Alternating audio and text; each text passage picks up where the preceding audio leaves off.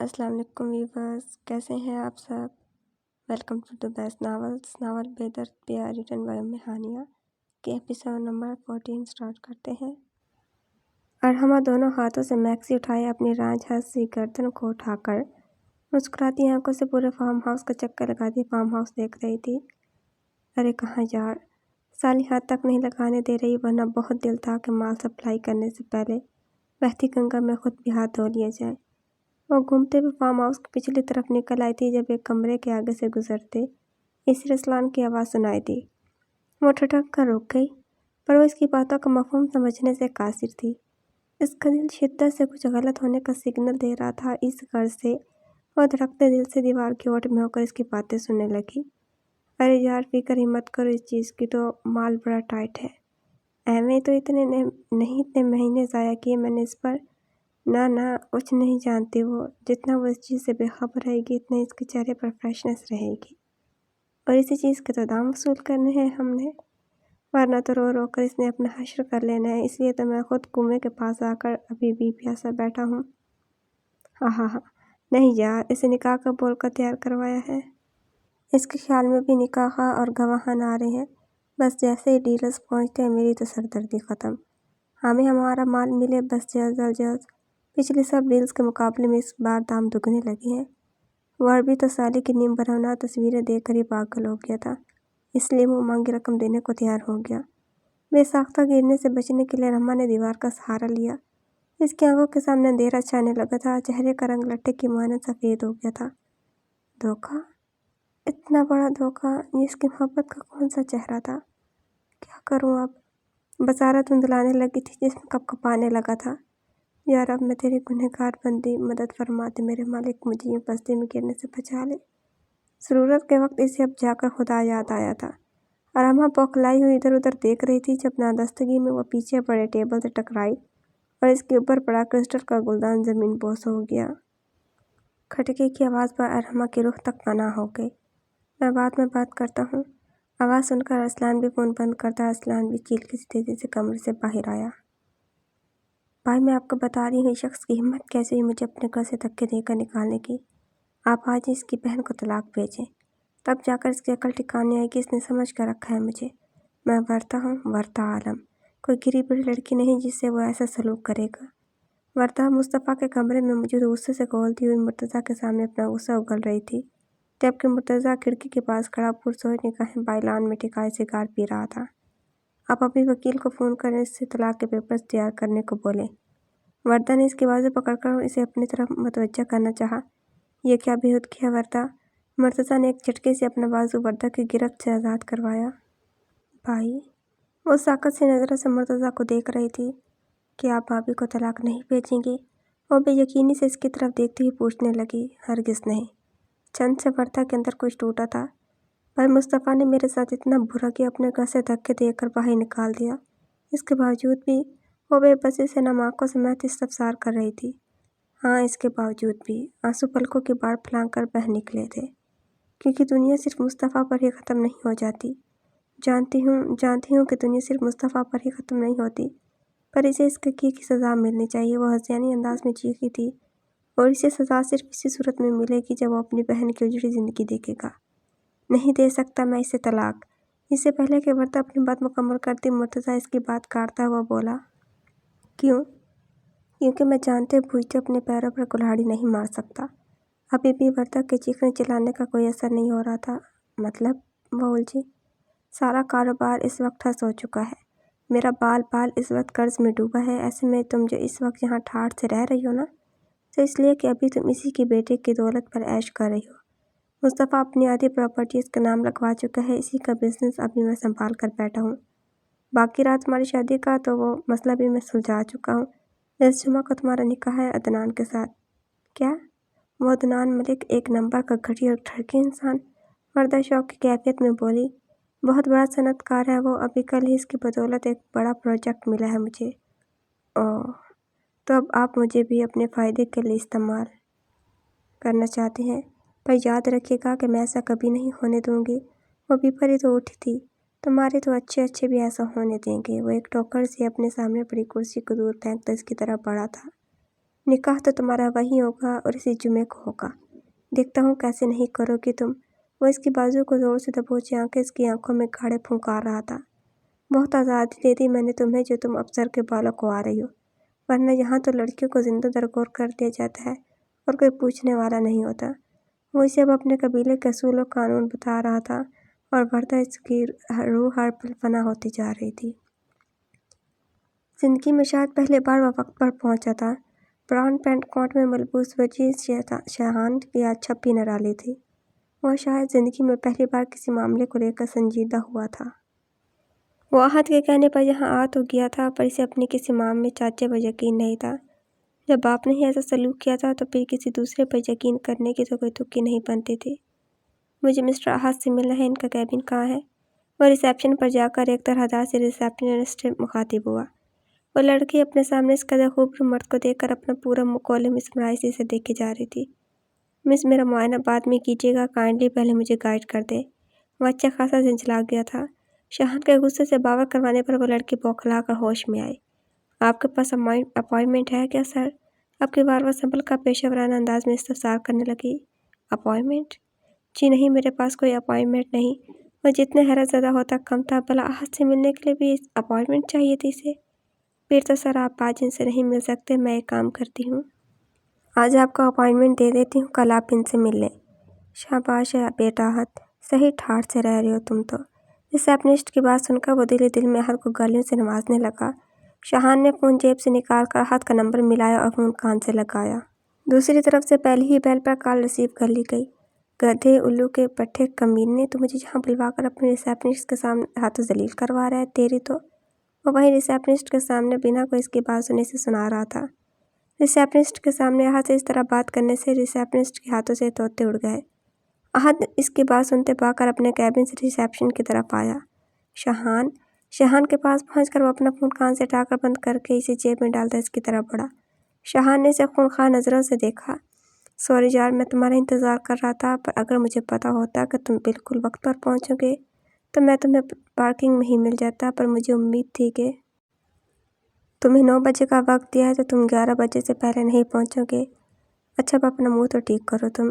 وہ شاہان سے مل کر اسے اپنے ساتھ کیبن میں لے کر جاتا ہوا مسلسل بول رہا تھا۔ ویسے میرے اتنے ٹھاٹھ تو میرے باپ کے آفس میں نہیں ہوتے جتنے تمہارے اس آفس میں ہیں۔ عیش ہے بھائی تیرے تو۔ شاہان زیادہ دیر تک اس سے ناراض نہیں رہ سکتا تھا، اس لیے فوراً ہی اپنی جون میں واپس آیا۔ ہاں ہاں ہاں، چل اٹھ، اب احد ماموں سے بھی ملنا ہے۔ احد کے کہنے پر شاہان کندھے اچکا کر اس کے ساتھ چل دیا۔ سورج اپنی مٹیالی کرنیں سمیٹتا واپسی کی در پر تھا۔ آج موسم بوجھل تھا۔ ایسے میں حویلی سے منسلک دائیں طرف کے کمرے کی کھڑکی سے اندر جھانکو تو سامنے دیوار کے ساتھ آرام دہ کرسی پر بیٹھا ہوا کسی کتاب کے مطالعے میں مصروف تھا۔ تبھی وردرنا داخل ہوئی تھی آواز پر مصطفیٰ نے کمرے کے دروازے کی طرف دیکھا اور بنا کوئی تاثرات چہرے پر لائے چہرہ واپس موڑ لیا۔ کیا تم اپنی اس روز والی عزت افزائی بھول گئی ہو جو دوبارہ یہاں چلی آ رہی ہو؟ وہ کتاب کے اوراق کی ورق گردانی کرتا سنجیدگی سے گویا ہوا۔ مصطفیٰ، میں تم سے معافی مانگنے آئی ہوں، خدا کے لیے مجھے معاف کر دو۔ وہ قدم چلتی بالکل اس کے سامنے آ گئی تھی۔ مصطفیٰ چیئر کے دونوں بازو پر اپنی دونوں کہنے ٹکائے دونوں ہاتھوں میں کتاب پکڑے چہرہ اوپر کو اٹھائے بغیر کسی تاثر کے اسے دیکھی جا رہا تھا۔ پلیز مجھ سے شادی کر لو، ورنہ بھیا میری شادی عدنان ملک سے کروا دیں گے، اور تم جانتے ہو کہ عدنان ملک کس قدر گھٹیا انسان ہے۔ پلیز میری زندگی برباد ہونے سے بچا لو، مجھ پر رحم کرو۔ ورنہ آنکھوں سے اس کی طرف دیکھتی ہوئی سسک اٹھی تھی۔ اس وقت وہ اپنی زندگی تباہ ہونے کا خوف بات سے سوا تھا جو وہ اس وقت مصطفیٰ کے سامنے اس قدر شکستہ حالت میں کھڑی تھی۔ تم نے رحم کیا تھا نیدا پر؟ تم نے کس قدر گھٹیا انسان ہو؟ تم خود چوری کر کے الزام اس بیچاری معصوم پر لگا دیا۔ وہ اس کے روبرو کھڑا لہو رنگ آنکھیں اس پر ٹکائے بول رہا تھا۔ کیا اس کی زندگی برباد ہونے سے بچائی تھی؟ وہ پہلے ہی بیمار تھی، اس کو کڈنی پرابلم تھا۔ اس کی موت تمہارے تشدد کی وجہ سے ہوئی ہے۔ اس قدر وحشیانہ سلوک کیا تم نے اس سے؟ اس کے پیٹ پر کیے جانے والے تمہارے حملوں سے اس کی زندگی کی ڈور ٹوٹ گئی۔ اس قدر ظلم کرنے کے بعد بھی تمہیں اپنی زندگی برباد ہونے کا غم ہے۔ کیا تم اس معصوم کی اذیت کا اندازہ کر سکتی ہو؟ سب سے اس کی آنکھیں لال انگارہ ہو رہی تھیں، اور میں پہلے ہی بول چکا ہوں کہ ہر کوئی اپنے کیے کا بھگتان بھگتے گا۔ یہ میرا نہیں، میرے رب کا وعدہ ہے۔ وہ ایک جتاتی نگاہ وردہ پر ڈال کر کمرے سے باہر نکل گیا۔ ارسلان نے کھٹکے کی آواز پر سیکنڈ کے 1000ویں حصے پر کمرے سے باہر آیا تھا۔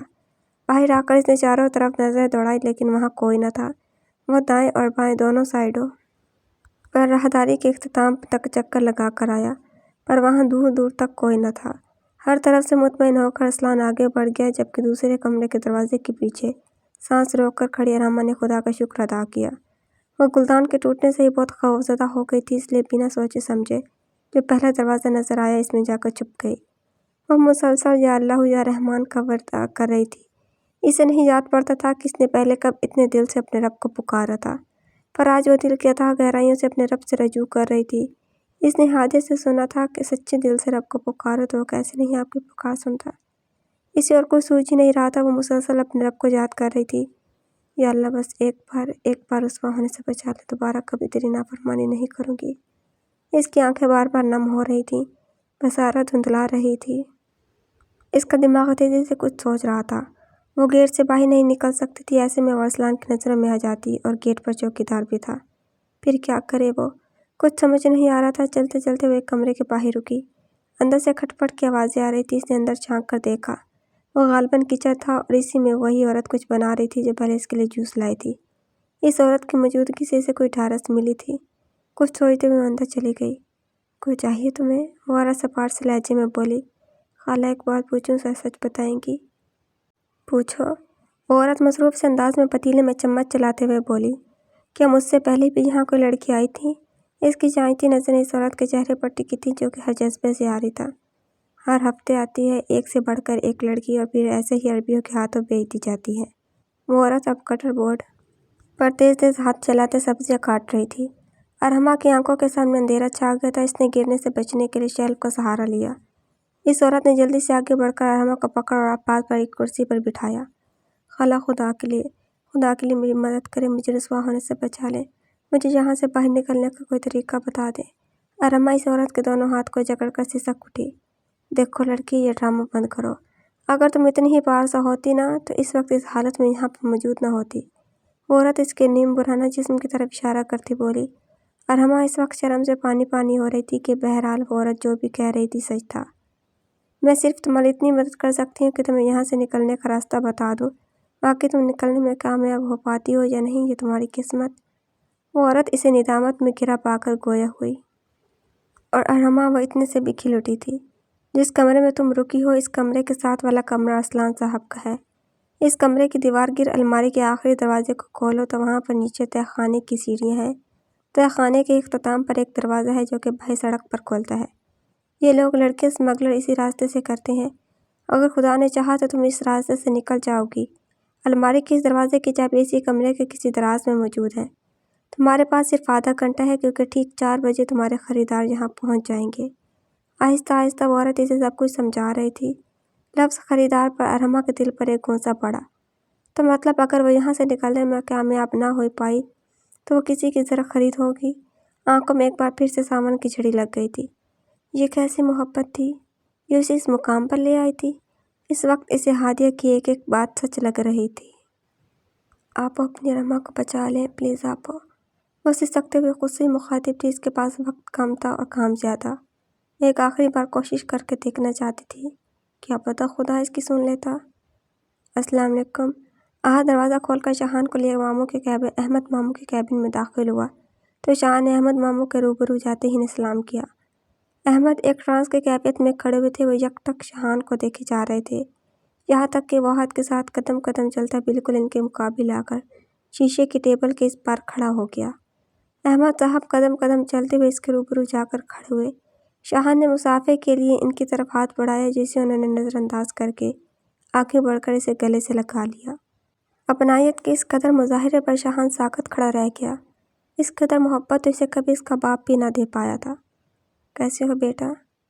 وہی سے الگ ہو کر اس کی کمر تھپ تھپاتے ہوئے گویا ہوئے، اور شاہان وہ زندگی میں پہلی بار کنفیوز ہو رہا تھا۔ اپنائیت کے اس قدر مظاہرے پر اسے سمجھ نہیں آ رہا تھا کہ وہ کیا رد عمل ظاہر کرے۔ ٹھیک، وہ مشکل سے رلا کر وہ یک لفظ جواب دے پایا، ارے بیٹھو بیٹا۔ انہوں نے خود آگے بڑھ کر اس کے لیے کرسی کھینچی اور خود گھوم کر دوسری طرف سے سربراہی کرسی پر بیٹھ گئے۔ تب تک احد بھی مسکراتے ہوئے شاہان کے ساتھ والی کرسی سنبھال چکا تھا۔ بیٹا یہ تمہاری اپنی ہی کمپنی ہے، جیسے چاہو یہاں پر کام کرو۔ ابھی تمہاری اس فیلڈ میں پریکٹیکلی ابتدا ہے، اس لیے ابھی تم کچھ دن احد کے انڈر کام کر کے تھوڑا بہت تجربہ حاصل کر لو۔ اگلے ماہ سے ہماری کمپنی ایک نئے پروجیکٹ پر کام کرنے والی ہے، تو اس پروجیکٹ کو تم اور احد مل کر ہینڈل کرنا۔ اس بیچ اگر تمہیں کسی چیز کی سمجھ نہ لگے یا کوئی پوائنٹ کلیئر نہ ہو تو تم ڈائریکٹ میرے پاس بھی آ سکتے ہو۔ ابھی چونکہ تم یونیورسٹی بھی جا رہے ہو تو فی الحال تم پر وقت کی کوئی پابندی نہیں ہے، تم اپنی سہولت کے حساب سے آفس آ سکتے ہو احد کی طرح۔ اپنا ٹائم آپ دونوں سیٹ کر لینا، پر اپنے پیپرز کے بعد آپ لوگوں کو باقاعدہ وقت پر آفس آنا پڑے گا۔ وہ تو بالا ہی بالا سب طے کیے بیٹھے تھے۔ شاہان جو اپنے طور ایک لمبا سوال نامہ تیار کیے بیٹھا تھا کہ وہاں جا کر اس سے یہ کچھ پوچھا جائے گا، اس نے صورتحال کو سمجھنے کی پوری کوشش کر رہا تھا۔ ارے یہ کیا ماموں، نہ کوئی سوال کیا اور نہ ہی انٹرویو، ڈائریکٹ سیٹ پکی، ناٹ فیئر ماموں۔ احد آنکھوں میں شرارت سمائے مسکراتا ہوا ان سے پوچھ رہا تھا۔ بہت بولنے لگے ہو احد، انہوں نے ہلکا سا مسکرا کر سر جھٹکا۔ چلو آؤ میں شاہان کا تعارف اسٹاف سے کروا دوں۔ وہ ان دونوں سے مخاطب ہو کر اٹھ کھڑے ہوئے، ان دونوں نے بھی ان کی تقلید کی۔ یہ ہیں مسٹر شاہان، اور میرے بعد اس کمپنی کے اونر۔ احمد صاحب لابی میں کھڑے تمام اسٹاف ممبرز کے سامنے شاہان کے کندھے پر ہاتھ رکھ کے اس کا تعارف کروا رہے تھے، اور شاہان وہ حق تک سے احمد صاحب کو دیکھ رہا تھا۔ اس قدر مان باپ نے تو کمپنی میں گھسنے تک نہ دیا، اور وہ ماموں ہو کر اسے کمپنی کا مالک گردان رہا تھا۔ احد بھی سائڈ پر مسکراتا ہوا کھڑا تھا۔ شاہان کے لیے احمد صاحب کی دیوانگی سے وہ واقف تھا۔ وہ بھلے ہی شاہان سے نہ ملتے نہ ہو، پر وہ شاہان کے ایک ایک پل کی رپورٹ احد سے لیتے تھے۔ وہ کبھی بھی اس کے بارے میں بے خبر نہیں رہے تھے، بلکہ اگر شاہان کو کوئی مسئلہ درپیش ہوتا تو احد کے ذریعے ہی بغیر منظر عام پر آئے اس کی مدد کرتے تھے۔ آپ سب کو شاہان کے حساب سے کام کرنا ہوگا، کیونکہ میرا بیٹا تھوڑا موڈی ہے۔ وہ شاہان کے کشانے کے گرد ہاتھ رکھے محبت سے اپنے اسٹاف سے مخاطب تھے۔ ان کے لہجے میں شاہان کے لیے محبت ہی محبت تھی۔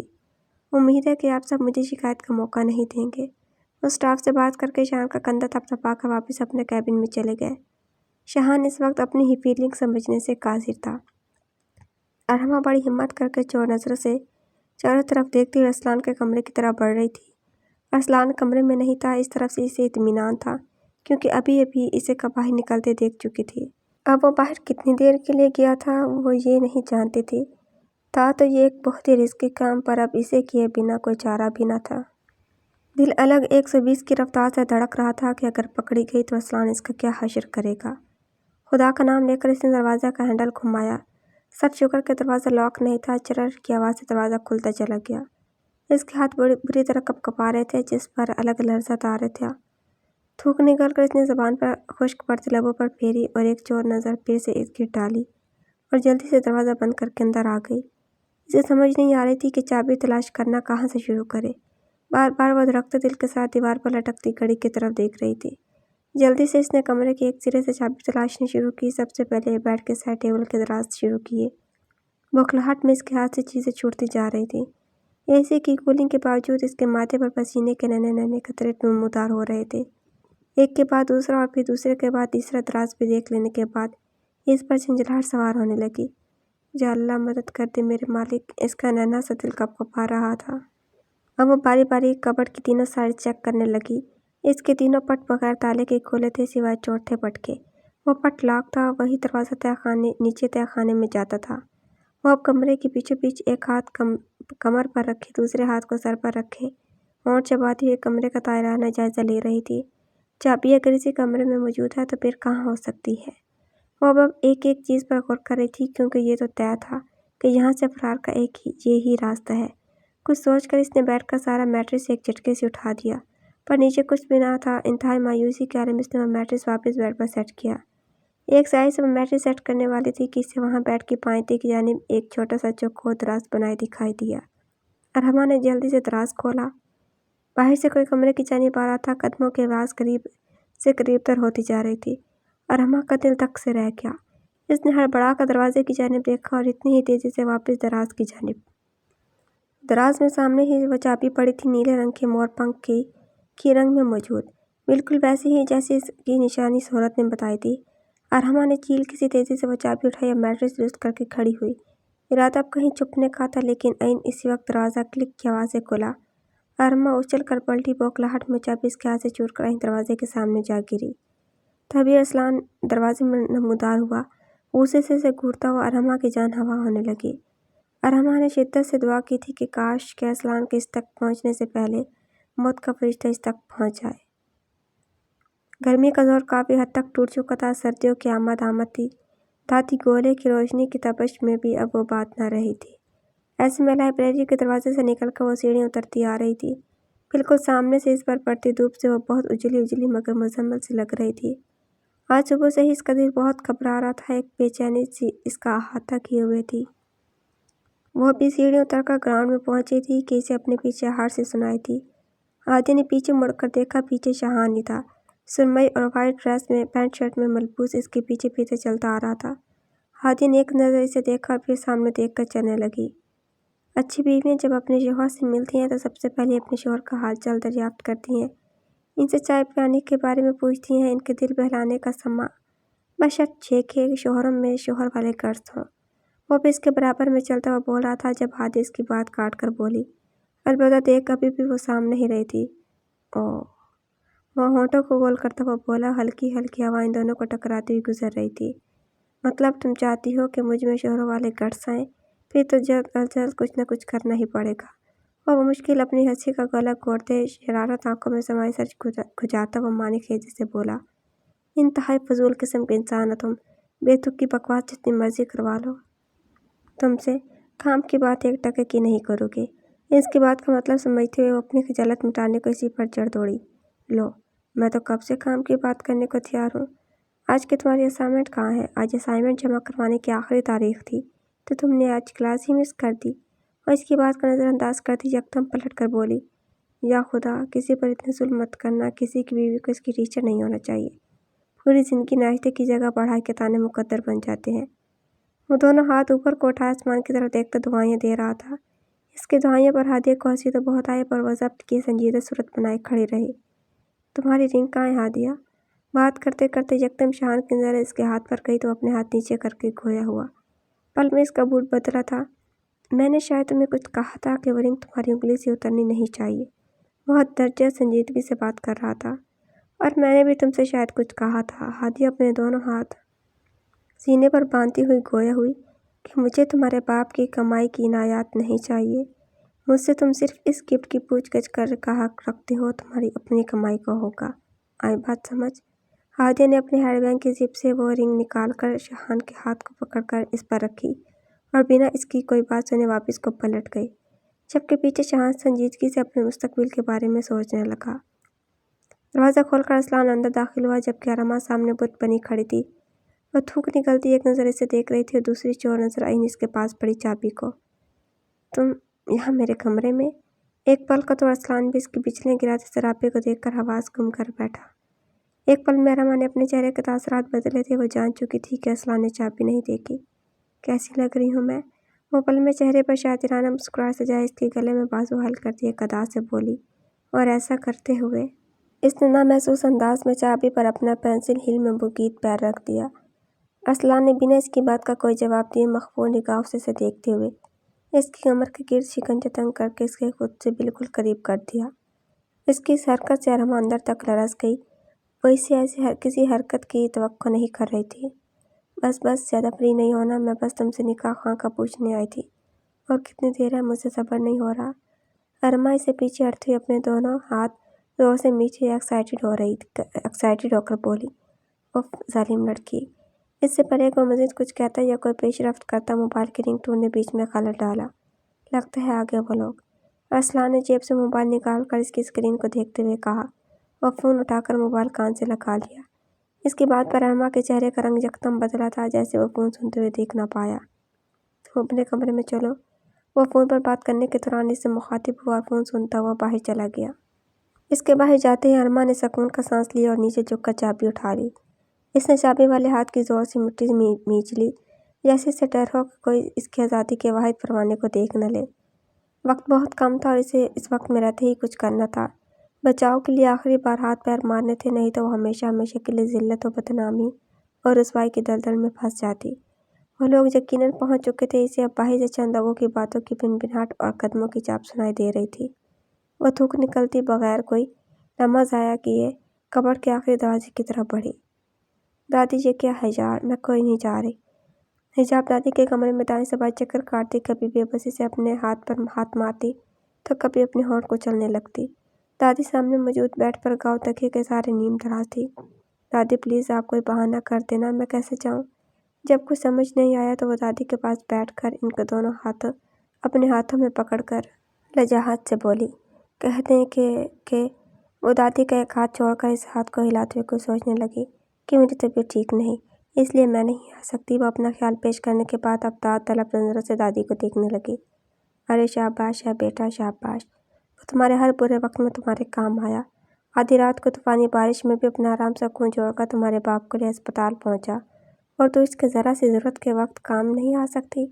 दादी की बातें सुनकर हिजाब बेबसी से उन्हें देखने लगी। जानती हूँ दादी, पर आप खुद ही सोचना कि भला ऐसे अच्छा लगता है कि लड़की रुखसत से पहले ही अपने ससुराल चले जाए। वो शिकस्त खोदा लहजे में बोली, जैसे वो दादी की बातों से कायल हुई थी। बेटा मजबूरी है, इसकी छोटी बहन को लड़के वाले देखने आ रहे हैं। एक बहन मुल्क से बाहर है, दूसरी ऐन वक्त पर लड़के वालों के साथ आएगी कि लड़के वाले इसके ससुराले रिश्तेदार हैं। अब बेचारी शीजा बेटी कैसे सब कुछ संभालेगी। और ऐसे मौके पर तो वैसे ही लड़कियां बहुत नर्वस होती हैं।